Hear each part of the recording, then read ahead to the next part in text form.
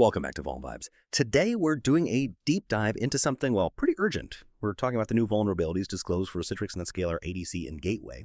And the key thing, one is already be actively exploited. Imagine that critical digital perimeter. Everything from remote access to app delivery relies on it.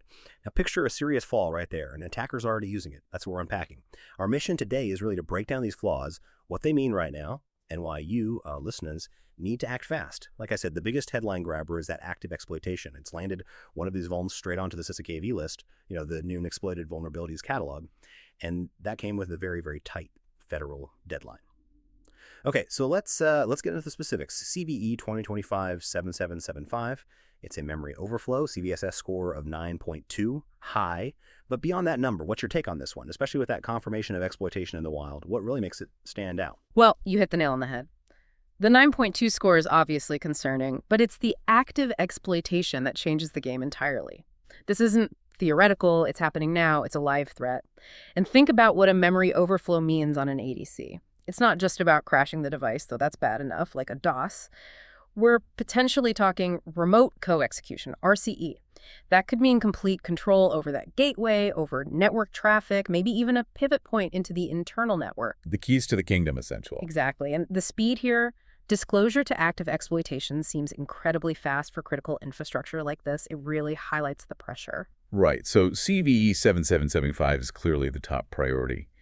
But it wasn't the only thing Citrix fixed in this batch, was it? What else should folks be aware of?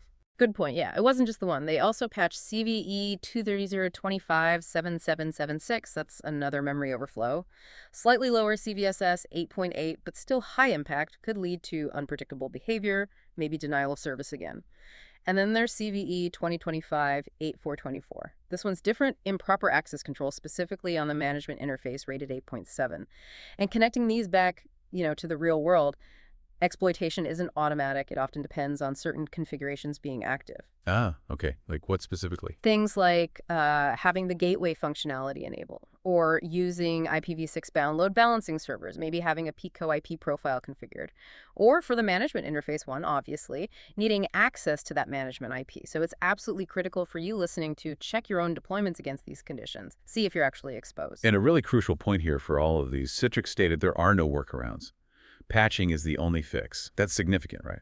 Oh, absolutely. That no workarounds part is huge. Sometimes you can maybe disable a feature temporarily or put in an IPS signature to mitigate. Not here. Your only real defense is getting that patch deployed. It just massively shrinks your response time, doesn't it? There's no buffer. You're basically vulnerable until that update is fully applied. So what versions do people need to get to? Right. The fixed versions are ADC or Gateway 14.1, 47.48 or later. Or if you're on 13.1, it's 13.159.22 or later. And don't forget the FIPS and NDCPP builds if you're in those environments. That's 13.1 FVPS NDCPP 13.1 37.241 plus. Or for 12.1, it's 12.1 FPES NDCPP 12.155.330 plus.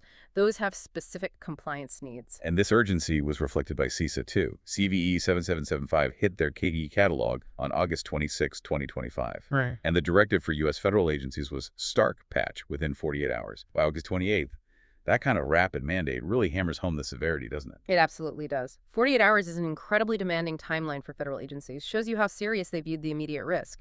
And, this isn't exactly new territory for Citrix lately. It feels like we've seen a pattern. We had CVE 2025-5777 not long ago, Citrix Bleed 2, and CVE 2025-6543 before that. Both saw exploitation. What is this sort of continuous stream of critical exploited vulns in these widely used appliances? Yeah. What does it suggest about our overall security posture, our strategies? Yeah, it's a worrying trend. It definitely raises questions. We rely so heavily on these perimeter devices, and seeing them repeatedly targeted with high-impact, quickly exploited flaws, it forces a rethink. It underscores the need for, incredibly agile incident response.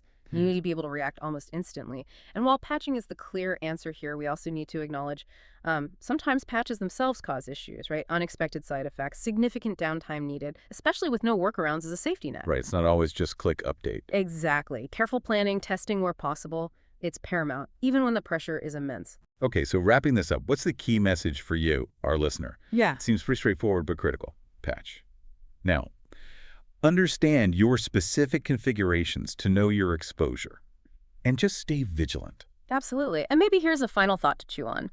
We're seeing this window shrink, right? Between a vulnerability being disclosed and attackers actively using it. Sometimes it's just days, maybe even hours. So the question is, are our current processes, patch management cycles, vulnerability scanning frequency, assessment cadence, are they really keeping up? Especially for this kind of critical internet-facing gear, it's something we all probably need to think about very seriously as these threats continue to accelerate.